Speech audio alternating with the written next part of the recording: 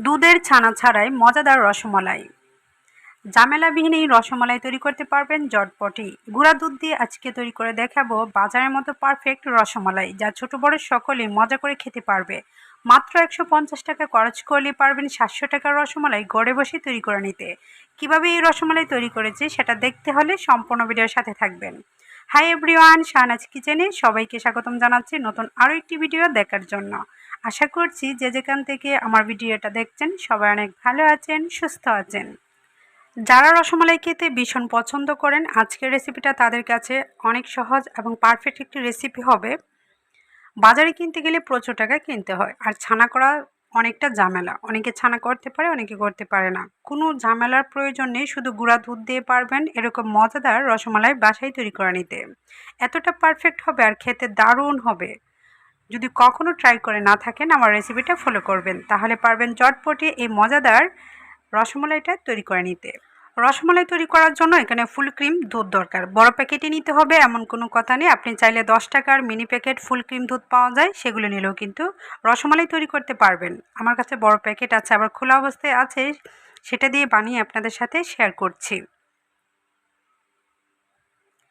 যে কোনো দুধেই নেন না কেন ফুল ক্রিম নেওয়ার চেষ্টা করবেন, এতে কিন্তু পারফেক্ট রসমালাইটা আপনি তৈরি করতে পারবেন। না হয় ভিতরে শক্ত থাকবে, খেতেও ভালো লাগবে না। এখানে আমি 150 গ্রামের মতো গুঁড়া দুধ নিয়ে নিচ্ছি। একটি বাটি নিচ্ছি, সেই বাটি দিয়ে মেপে নিচ্ছি। 1 বাটি দুধ নিয়ে নিচ্ছি। কম বেশি করে বানাতে পারবেন। রসমালাই ছোটও বানানো যায়, বড় বানানো যায়। আপনার দেখতে খেতে যেইভাবে ভালো লাগবে, পছন্দ হবে, সেইভাবে তৈরি করে নেবেন। আমি 1 বাটি দুধ নিচ্ছি, 150 গ্রাম হবে। এই দুধটা দিয়ে আজকে আমি রসমালাই তৈরি করে দেখাচ্ছি। এখন এই বাটিতে একটি ডিম ভেঙে নিচ্ছি। গুঁড়া দুধের ডোটা তৈরি করার জন্য অবশ্যই এখানে ডিম ব্যবহার করবেন, এতেই কিন্তু পারফেক্ট রসমালাই তৈরি হবে, খেতেও ভালো লাগবে। অনেকে প্রশ্ন থাকতে পারে, ডিম দিলে তো ডিমের আঁচটা একটা গন্ধ থাকে, রসমালাইতে কোনো গন্ধ থাকবে কি না? একেবারেই গন্ধ লাগবে না, আপনি অবশ্যই বাসায় ট্রাই করে দেখতে পারেন। এখন দিয়ে নিচ্ছি খাবার সোডা 1/2 চামচ পরিমাণ, আর বেকিং সোডা দিয়েছি সামান্য একটু, 1/2 চামচেরও অর্ধেক। তারপর ডিমটা দিয়ে একটি ডো তৈরি করে নিচ্ছি। একটি ডিমে হচ্ছে না, তো এখান থেকে আরও একটি ডিমের সাদা অংশ নিয়ে ভালোভাবে ডোটাকে নরম করে নিচ্ছি। অবশ্যই নরম করে নিতে হবে, কারণ নরম করে নেওয়ার পরেও কিছুক্ষণ রেস্টে রেখে দিলে এটা শক্ত হয়ে যাবে। এখন দিয়ে নিচ্ছি ঘি। ঘি দিয়ে ভালোভাবে আবারও মথে নেব, তাহলে হাতে লেগে যাবে না, আর সুন্দরভাবে রসমালাইটা শেপ দিয়ে বানিয়ে নেওয়া যাবে। ডিমের গন্ধটা সরানোর জন্য অবশ্যই এখানে ঘি বা বাটার ব্যবহার করার চেষ্টা করবেন, এতে ডিমের কোনো গন্ধই আসবে না। তেল ব্যবহার না করে ঘি ব্যবহার করবেন, এতে রসমালাই পারফেক্ট হবে। এখন ছোট ছোট করে বানিয়ে নিচ্ছি। এর চেয়ে ছোটো বানালেও পারবেন, তবে এর চেয়ে বড় বানালে বেশি খারাপ দেখা যাবে, এমনিতে অনেক বড় হয়ে যাবে যখন আমি এটাকে রান্না করব। দেখুন এরকম ছোট ছোট করে বানিয়ে নিচ্ছি, আবার বড় হলে আরেকটু ভেঙে ভেঙে বানাচ্ছি। যতটুকু পরিমাণ আমি বানিয়ে নিচ্ছি, এটাকে আরও অর্ধেক করলে হয়তো বা আরও সুন্দর দেখাতো। তো বানিয়ে নেওয়ার পর যখন আমি রান্না করে দেখলাম, তখন দেখলাম ফুলের ডবল হয়ে গিয়েছে।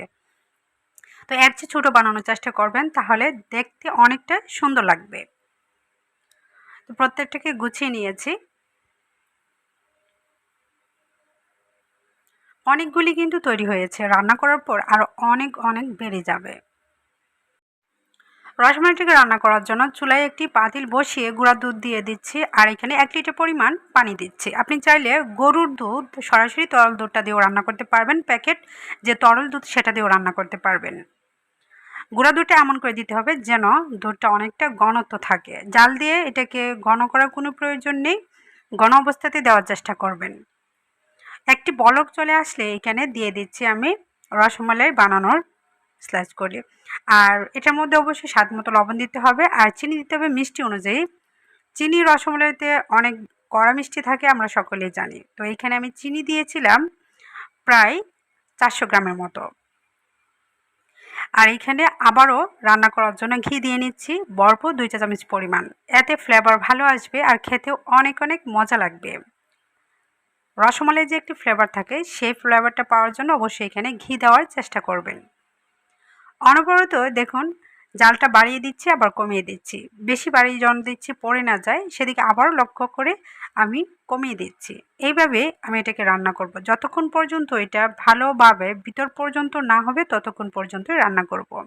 রসমালাইটা সেট হওয়ার জন্য বা পারফেক্ট হওয়ার জন্য অবশ্যই আপনাকে 12 ঘন্টার জন্য অপেক্ষা করতে হবে, তাহলেই কিন্তু বাজারের মতো পারফেক্ট রসমালাই পেয়ে যাবেন। গরম গরম অবস্থায় খেলে আপনি তেমন একটি ভালো ফলাফল পাবেন না বা বুঝতেই পারবেন না যে কতটা পারফেক্ট হয়েছে। ফ্রিজে রেখে দিবেন, ঠান্ডা হওয়ার পর খেয়ে দেখবেন এটা অসাধারণ স্বাদের লাগে আর দেখতে একবারেই ছানা ছানা মনে হবে। সাথে সাথে সার্ভ করে দেখাবো, আবার পরের দিন যতটুকু থাকবে ততটুকু আমি আপনাদেরকে ভিডিওর শেষে দেখিয়ে দিব যে কতটা পারফেক্ট হয়েছিল রাখার পর। ফ্রিজে রাখলে দেখবেন এতটা ফুলে আর ভিতরে একবারে দুধ আর মিষ্টি যে ফুলে টইটুম্বুর হয়ে থাকবে। তো এটা কিন্তু চুলা থেকে নামানোর পরেই পরিবেশন করে নিচ্ছি, আর এটাকে আরও ঘনত্ব বাড়ানোর জন্য গুঁড়া দুধ দিয়ে ভালোভাবে মিশিয়ে নিচ্ছি। এতে খাবার টেস্ট আরও বেড়ে যাবে আর ফ্লেভারটা দারুণ আসবে। চারটি বাটিতে আমি পরিবেশন করে আপনাদেরকে দেখাচ্ছি, আর সাথে সাথে আমরা খেয়ে নিচ্ছি, আর অবশিষ্ট যেটা ছিল পরের দিন খেয়েছি। আজকের রেসিপিটা কেমন লাগলো অবশ্যই কমেন্ট বক্সে কিন্তু কমেন্টে জানাবেন। বেশি ভালো লাগলে ফ্রেন্ডস ফ্যামিলিদের সাথে শেয়ার করবেন। আপনাদের একটি শেয়ার আর ভালো একটি কমেন্ট আমার কাজ করার অনেক উৎসাহ যোগায়। সবসময় যারা সাপোর্ট করছেন তাদেরকে জানাই অসংখ্য অসংখ্য ধন্যবাদ। একটি কেটে আমি খেয়ে আপনাদেরকে দেখাচ্ছি, অসাধারণ হয়েছিল। যারা কখনো রসমালাই বানান নাই বাসায় অবশ্যই আমার রেসিপিটা ফলো করে বানিয়ে দেখবেন। এই তো পরিবেশন করে নিয়েছি। এইটা হচ্ছে যে যখন আমি বানিয়েছিলাম তখন এটা ঠান্ডা হওয়ার পরেই পরিবেশন করিয়েছি। আর পরের দিন যেটা ছিল একটি বাটিতে সেটা আমি দেখাচ্ছি, সেটা কিন্তু দেখতে আর খেতে অসাধারণ লেগেছিল আর বেশি। অবশ্যই অপেক্ষা করবেন, রাতে বানালে সকালে খাওয়ার চেষ্টা করবেন। সকালে বানালে রাতে একবার ফ্রিজে রেখে ঠান্ডা করে খেয়ে দেখবেন, অসাধারণ স্বাদের লাগে। এখন এই যে এটা হচ্ছে সকালের, যখন আপনি এই রসের মধ্যে ঠান্ডা করে রেখে ফ্রিজে রাখবেন একবারে ফুলে এরকম অবস্থা হবে, নরম তুলতুলে থাকবে, ভিতরটা একবারে ছানা ছানা অবস্থায় থাকবে। এটা যে ছানা ছাড়া আপনি বুঝতেই পারবেন না, এতটাই সফট আর এতটাই মজার হয়েছিল কল্পনার বাহিরে। দেখুন কতটা ছানা ছানা মনে হচ্ছে যে আমি ছানা দিয়েই মনে হয় রসমালাইটা তৈরি করে নিয়েছি। আশা করছি আজকের রেসিপিটা অনেকের কাছে ভালো লাগবে, তাই বেশি করে শেয়ার করার চেষ্টা করবেন। কেমন রেসিপি পেতে চান কমেন্টে জানাবেন, আপনাদের কমেন্টের উপর ভিত্তি করে রেসিপিগুলি করার চেষ্টা করব। সবসময় যারা সাপোর্ট করছেন তাদেরকে জানাই অসংখ্য অসংখ্য ধন্যবাদ, মন থেকে অনেক দোয়া অনেক ভালোবাসা। আজকের মতো আমি এখানে বিদায় নিয়ে নিচ্ছি, নতুন কোনো রেসিপিতে আবারও দেখা হবে। সবাই সুস্থ থাকবেন, ভালো থাকবেন, সবাই সবার জন্য দোয়া করবেন। আল্লাহ হাফেজ।